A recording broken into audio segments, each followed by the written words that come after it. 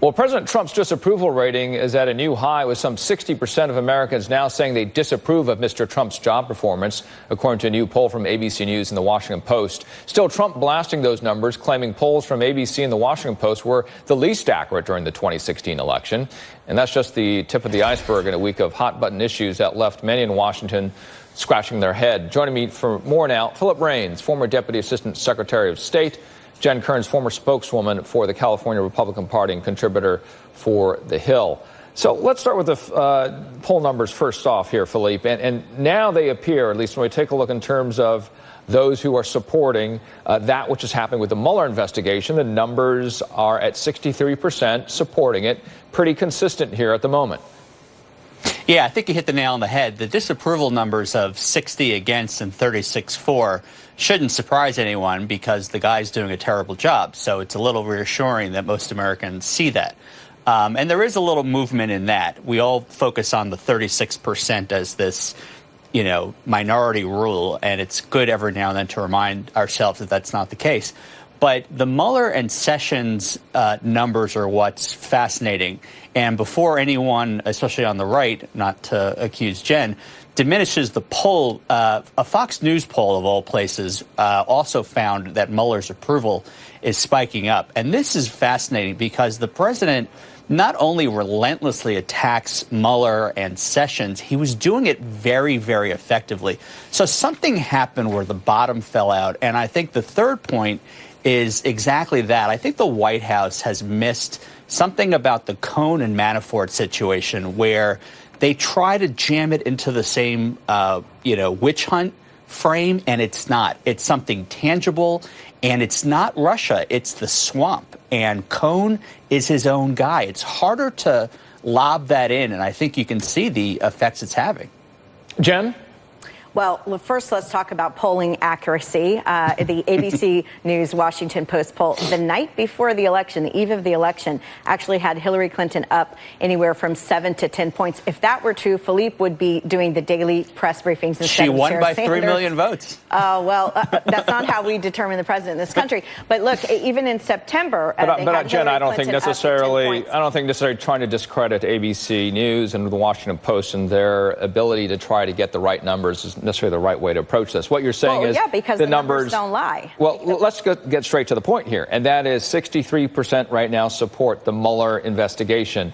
What do you think that says about where we're at today, other than that comment? Well, I do agree with my Democrat opponent here. I do think that the White House has missed this Cohen and Manafort trial situation. If you look at when President Trump was actually beating Mueller in approval ratings this past spring, as late as April, I wrote about this in The Hill. Mueller's approval rating was actually down 10 points from the previous November. And that was the time point where President Trump was out doing his 100-day public information campaign, really talking to the American people about components of the Russia investigation. So I think he's right there. In terms of the Cohen angle, I think that the White House ought to not be saying, well, he wasn't our guy. Maybe a better message point would be, well, Michael Cohen wasn't the guy I thought he was. Maybe that's a better approach. But to say that a guy who was your personal advisor and personal attorney for that long, that he wasn't your guy, I think Philippe's right there. I think that doesn't really fly with the American people. But again, going back to the poll numbers, every single pollster got the 2016 presidential election race wrong, and to a major degree. They called it a quote-unquote landslide that was coming, and only 3 pollsters got it right, and ABC News and Washington Post was not one of them. Jen, but on that point, let's not relitigate what happened. We do know that most polls were right in terms of the popular vote. What you're alluding to is not accurate. When we look at the numbers, I don't think we need to go over that again. Also, the trends are important. Let's not do that. Let's move on to something else that might be reflective of the numbers that we are just talking about, the 63% supporting the Mueller investigation, and what that might mean in terms of the political temperature on the ground and the results thereof. All you have to do is go to Florida and the result, again, of the primaries there, and then the reaction from from the Republican nominee there and what he said. Let's listen to what DeSantis said on Fox News. The last thing we need to do is to monkey this up by trying to embrace a socialist agenda with huge tax increases and bankrupting the state.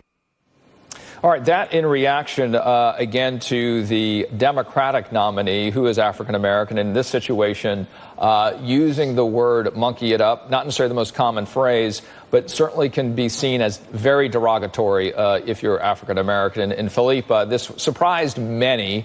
And at the moment, the Republican nominee would not like to, at least at this moment, address it. He says there's nothing wrong with that. Well, I think what you're seeing here is all these Republican candidates are trying to emulate Trump. The problem is, are they going to get away with it like Trump does? Trump has this, political weeble wobble where he, weebles and wobbles but doesn't fall down. And I don't know that someone like DeSantis can count on that, because if you look at people like Roy Moore, it didn't work. And, this jam where he won't apologize for it because the people who do support him would be upset with him is a terrible dynamic. And then you have the additional, this is not a one-off. And I think the comment speaks for himself. I don't think that he runs around using the term often. He's also been found moderating hate Facebook pages. This is not, I don't think he's going on TV and saying, I'm going to do something racist, but they know they can get away with it, or they think they can get away with it like Donald Trump does. And the question is, can they? And I don't think that whatever Trump has is transferable to these people. Jen?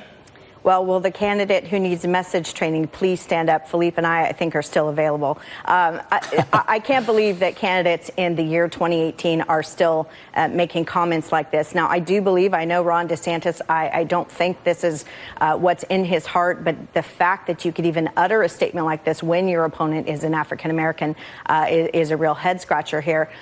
Look, but I think that the real results of this race will actually come down to one thing, and that is that the Democrat opponent in this case actually has a sort of a special counsel problem of his own. There's an investigation into corruption at his city hall. He has not yet been implicated, but I think that he will be. I think that at the end of the day is going to matter to Florida. DeSantis is going to start chanting, lock him up. I mean, this is the Trump playbook. And let's see if it works for anyone other than Trump. Jen Kerns, Philippe Reigns, thank you both so much. Thank you. Thank you. Coming up, call on